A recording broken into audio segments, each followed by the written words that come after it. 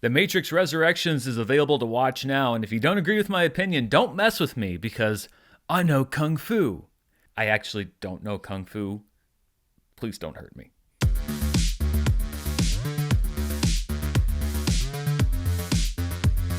Hello everybody and welcome to my review of The Matrix Resurrections, which is in theaters now domestically and also available streaming on HBO Max. The movie is directed by Lana Wachowski without her sister Lily, with whom she directed the first 3 Matrix films. Wachowski also co-wrote the screenplay. This is usually where I jump into the plot of the movie, or at least a summary of it, but to be honest, this movie kind of defies description because The Matrix Resurrections is a lot of different things. One part meta-commentary on the Matrix franchise itself, one part reboot introducing newer versions of franchise characters, one part sequel attempting to continue a story that pretty definitively came to a close at the end of the last Matrix film, The Matrix Revolutions. It's a lot of different things, which can work for a film. I just don't think it works for this film. I'm not really sure when it was decided that in order for Matrix films to matter or feel important, that they had to be needlessly convoluted. And don't get me wrong, I don't mind convoluted. Needlessly convoluted, however, is another story altogether. I feel like the Wachowskis heard about how much people thought the first Matrix was a mind blower, and so with the sequels decided that they had to add all of these different layers in order to top themselves, when really the plot of the Matrix was pretty straightforward.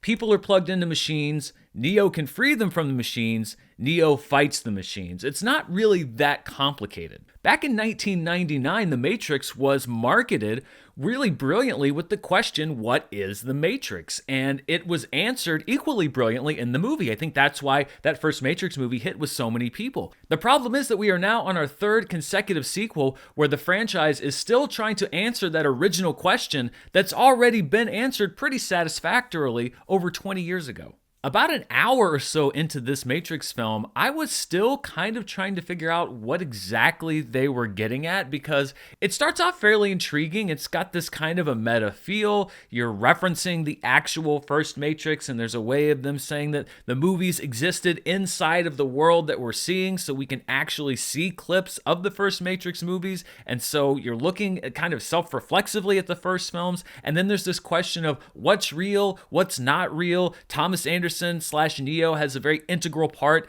in the making of all of this, and it really does pose some very intriguing possibilities. If they had stuck with that angle, it may not have been a popular creative decision, but it would have been a pretty bold creative decision. But all of that interesting stuff is really kind of just set up so that we can get to more familiar territory with a lot of familiar names, a lot of familiar faces, a lot of familiar visuals, and a lot of sequences that are basically just restagings or a redo of things that we've already seen in the first 3 Matrix movies, particularly in the first Matrix film. And it all leads up to an action climax that, while it does have some action, is light on the kind of action that I think a lot of Matrix fans fell in love with when they started watching these movies. And that's the part that really surprised me because you have a star coming back in Keanu Reeves. It's not like he's been off the screen for any number of decades and doesn't have it anymore. I mean, the guy is still making John Wick movies and kicking a lot of ass in those movies.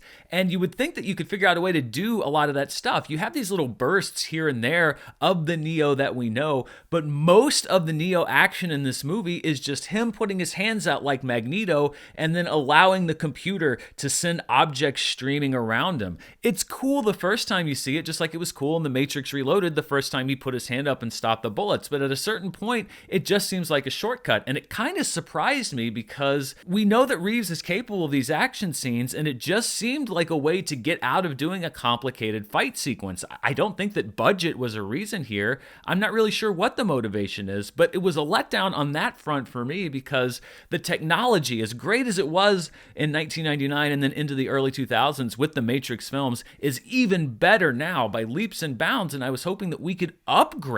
Instead, it's pretty similar to what we've already seen in the Matrix movies without a lot of advancement. That's not to say that the movie is without great visuals and great action. It is. It's just that most of that is given over to new characters that we're just now meeting, which really begs the question, if you're going to give the cool parts of the movie to the new characters, why not just reboot the franchise altogether? Of all of the franchise that you could do it, The Matrix is the easiest to really just say, hey, we're pressing the reset button and starting over with a new group of characters. It seems like this movie is kind of in a no man's land where it wants to introduce new characters that we like, but at the same time, it wants to cling to these older characters and yet not really give them a whole lot meaningful to do. Carrie-Anne Moss also returns as Neo's own chosen one, Trinity, and this is another character that the movie burns a lot of screen time trying to figure out what to do with. And as we build to the end, there's an evolution to her character, which I think is pretty cool, but it is so drastic and crammed so far to the end of the movie that you can barely register what's happening before the credits start to roll. It's pushed so late into the movie that it kind of feels like a slight, almost like an afterthought, and it begs the question again of why aren't you giving these characters more room to breathe? The movie's a bit of a paradox in that it's 2.5 hours long, but sometimes it drags, and at other times it crams so much into a short amount of space that you wish you had more time with some of the more interesting parts of what they're doing with these different characters. Part of it, I think, is that this movie is a tonal mess. The first section of it is almost a satire. You could say one step away from a spoof of the franchise itself. I mean, Warner Brothers is specifically name dropped at the beginning of this film, and there's almost this thing about sequels and why you do sequels and being forced into doing sequels, which I don't necessarily think was the point here. I don't think that was the real life story. There's almost like a snarky tone to it, like they want to turn the idea of a Matrix sequel on its head. That extends to the end credits. There is a tag at the end of the credits, FYI, but that tag could very well have been at the end of a comedy film and not exactly the film that we watched because it's attached to the first part of this film. So you start off on that foot, and again, if you want to go that direction, that's fine, but then they sort of abandon that. Then, as I mentioned, we go onto parts that are kind of a redo and a reset up of things that we've already seen in other Matrix movies. And I was along for the ride. I tried to stay on board, and I wanted to go with the momentum of this film, but every time it seemed like they did pick up momentum, it was time to stop down for 10 minutes to explain why we're picking up momentum, how we're picking up momentum, what is the meaning of momentum, where did momentum come from, and then we go on from there and we kind of ramp up again, and then we stop again and talk. It's kind of the worst instincts that we had from these sequels. Sometimes you can just let a movie be and you don't have to sit and explain every single thing or do these big revelations in these 10-minute or 5-minute long dialogue scenes, and I think that's also part of it. You have the mixture of tones, which can work if they're blended correctly, but I don't think that they are, particularly in this film. You have this very inconsistent tempo and pacing, which again can work if you're able to blend them well, but I don't think that they do in this movie, and it makes the movie feel just very herky-jerky. There's not really a whole lot that I can fault with the performances in the film. In addition to Keanu Reeves and Carrie-Anne Moss returning, Yahya Abdul-Mateen II co-stars as what seems to be a younger version of Morpheus.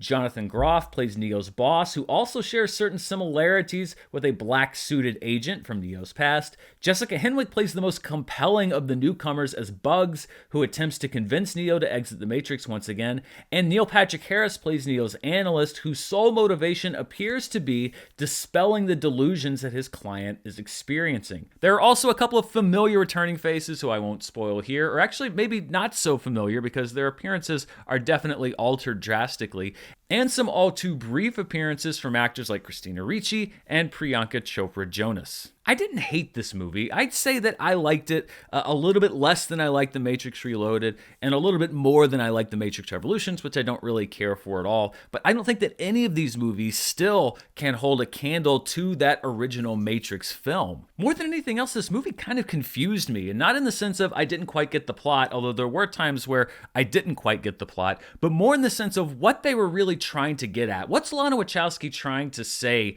with this movie? The other Matrix films, even the sequels, convoluted plot-wise as they may have been, were still fairly straightforward about what they were trying to say. Here we have the meta element combined with the sequel element, combined with the reboot element, and none of it really meshes together into one coherent whole. It's really hard to buy this movie as a critique of the Matrix franchise when it's also trying so hard to be a part of it. You can't make a joke about diminishing returns while also putting on display those same diminishing returns. Most of all, I think this movie just represents a missed opportunity. It's entertaining enough, it's interesting enough, but as for what the point was, other than a very haphazardly thrown together happy ending for some of our characters, I don't really know why it was compelling to make this movie in the first place. It reads as neither commentary nor meaningful addition, which really leaves it as just sort of an oddity. And I'm sure that there are a lot of fans who will enjoy the return to this world and will enjoy seeing Neo and Trinity and some of these characters and some of these faces and this fighting style, the cinematography, etc. again. But unfortunately, I wasn't one of them. And if anything, opposite to what I had hoped, which was that I wanted to jump back into the Matrix, this movie just proved that it's time for me to unplug once and for all. So those are my thoughts on The Matrix Resurrections. Not a terrible movie, but not one that I particularly enjoyed either. You can catch it in theaters and also on HBO Max right now if you're in the US. You can also check release dates and streaming options internationally. What did you think? Did you see The Matrix? Was it a welcome return to that world? Let me know down in the comments below. And as always, thank you so much for watching. If you want to see even more of what I'm up to, you can check me out on Patreon at patreon.com/Dan Murrell. And if you like watching me on YouTube, but you'd like to take me a little bit more on the go, you can check out the Dan Murrell podcast channel. You're going to get audio versions of everything that I do here on YouTube, as well as audio exclusives. All those links are down in the description below. I will be back soon with even more reviews as we get toward the end of the year. I'm also formulating my best and worst list of 2021. Lots of great nominees on both sides. Thanks so much for watching. Stay safe out there, and I'll see you next time.